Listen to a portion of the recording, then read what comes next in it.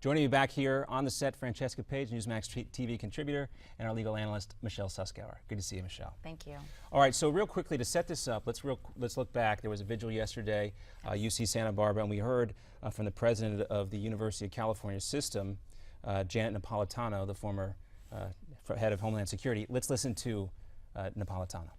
None of us wants to be here for an occasion like this, but we are. We're here because a series of violent crimes took the lives of 6 of our UC Santa Barbara students and injured 9 more. We are here because in this moment of loss, there is a human desire to come together, to reach out to one another for love and for support.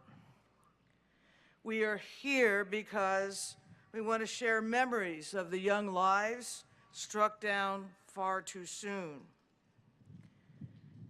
It's important that in our grief, in our grasping for any glimmer of understanding into what can only be seen as unfathomable tragedy, it is important that we not lose sight of the lives we have gathered to remember.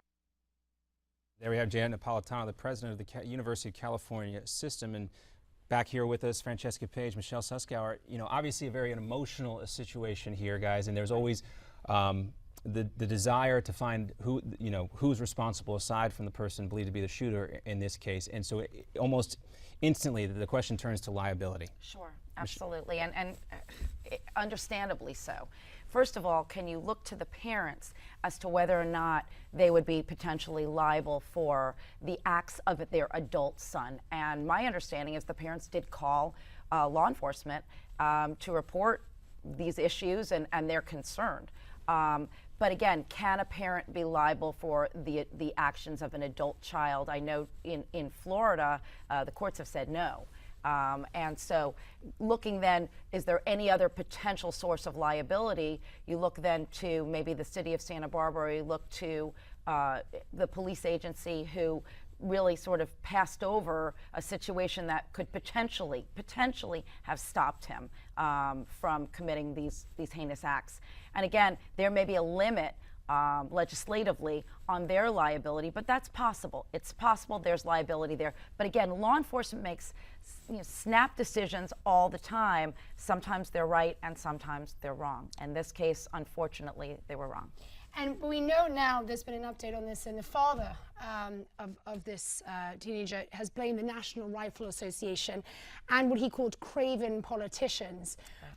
So I think there's a lot of speculation right now as to who's to blame, whether it's coming down to them, and perhaps there needs to be a look at better licensing of firearms, and it's coming down to that again. You know, we've had this conversation so many times that, can this country deal with appropriately licensing, especially when there may be mental illness, and did he fall on the spectrum of being mentally ill? And there's a question as to that. He had Asperger's. That's not considered mentally ill.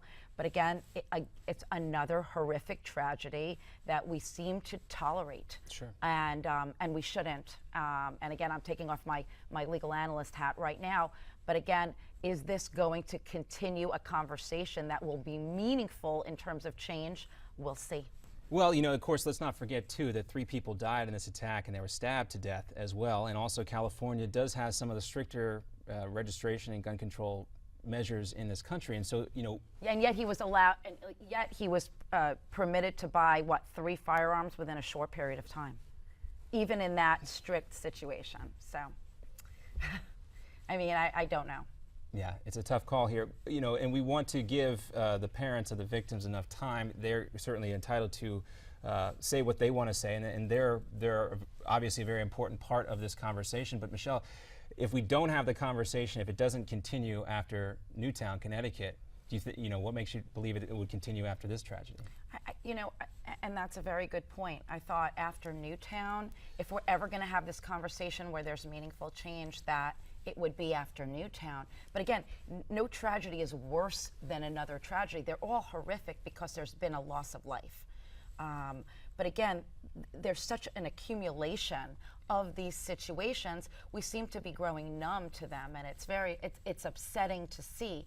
But again, if we don't continue to have the conversation about gun control, about how do we license appropriately, how do we identify individuals who may be on the verge of showing signs and doing things. Again, we can't predict and say, you know what, we think you're going to be committing a crime, so we can't sell you a firearm, but there needs to be something that is done. We're continuing to see these tragedies. We are continuing to see them, and you, I'm sure, have seen a lot of the problems of mental health within the legal system as well, and clearly we can't handle that aspect of it, and we'll have to have you back to discuss that part of the problem of mental health within our penal system right now, and how problematic that is. Right, and there's certain, again, Michelle, we'll have to leave it there. We got to run, but because I do want to play. We have that soundbite from Richard Martinez, the father of one of the Santa Barbara shooting victims, and we're going to give him the last word as a result of this tragedy. We're all proud to be Americans, but what kind of a message does it send to the world when we have such a rudderless bunch of idiots in government? I can't tell you how angry I am. It's just awful. And no parent should have to go through this. No parent. To have a kid die because in this kind of a situation, what has changed? Have we learned nothing? These things are going to continue until somebody does something.